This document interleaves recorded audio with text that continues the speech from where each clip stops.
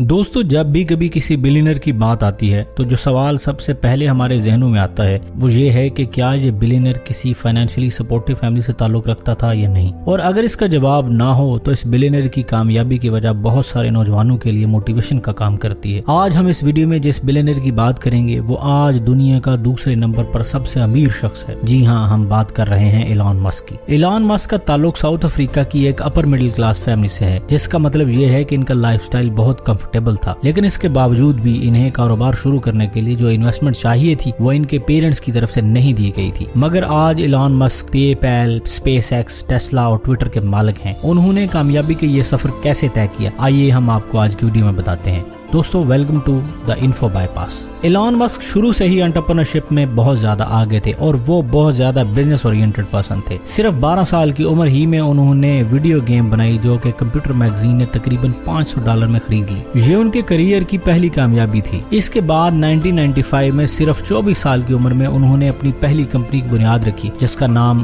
Zip2 है। दोस्तों, वैसे तो आप जानते होंगे इस कंपनी के बारे में, लेकिन फिर भी हम आपको बताते चलें कि ये एक ऐसी कंपनी है जो ऑनलाइन न्यूज़पेपर्स को मैप्स और बिजनेस डायरेक्टरीज प्रोवाइड करती है। और दिलचस्प बात यह है कि सिर्फ 4 साल बाद ही 1999 में Zip2 को कॉम्पैक्ट कंपनी ने तकरीबन 300 मिलियन में खरीद लिया था। और एलॉन मस्क सिर्फ 20 साल की उम्र में ही मल्टी मिलियनर बन गए। और सिर्फ यही नहीं बल्कि कुछ ही अरसे बाद उन्होंने X.com के नाम से एक नई कंपनी की बुनियाद रखी जिसे आज पेपैल कहा जाता है। ये कंपनी पैसों की ऑनलाइन ट्रांजैक्शंस करती है। दोस्तों, एलॉन मस्क तब बिलियनर की फहरिस्त में शामिल हुए जब पेपैल को ईबे ने 2002 में तकरीबन $1.5 बिलियन में खरीद लिया। एलॉन मस्क का काम सिर्फ तब तक हमारे प्लेनेट अर्थ तक महदूद रहा जब तक उन्होंने स्पेसएक्स कंपनी की बुनियाद नहीं रखी थी। इस कंपनी का मकसद ये था कि ज्यादा से ज्यादा अफोर्डेबल रॉकेट्स बनाए जाएं जो कि इसके कंपीटिंग कंपनीज के मुकाबले में बहुत ज्यादा बजट फ्रेंडली हों। दोस्तों, एलॉन मस्क को जिंदगी में पहली बार नाकामी का सामना तब करना पड़ा जब उनकी स्पेसएक्स कंपनी के पहले रॉकेट फाल्कन 1 को अपने ऑर्बिट में जाने के लिए पहली कोशिश में कामयाबी नहीं मिली। यहाँ तक कि मुसलसल 3 नाकाम कोशिशों के बाद भी एलॉन मस्क ने हार नहीं मानी और चौथी बार फिर कोशिश की और कामयाब हो गए। दोस्तों, जब भी हम कोई गाड़ी खरीदते हैं तो उसे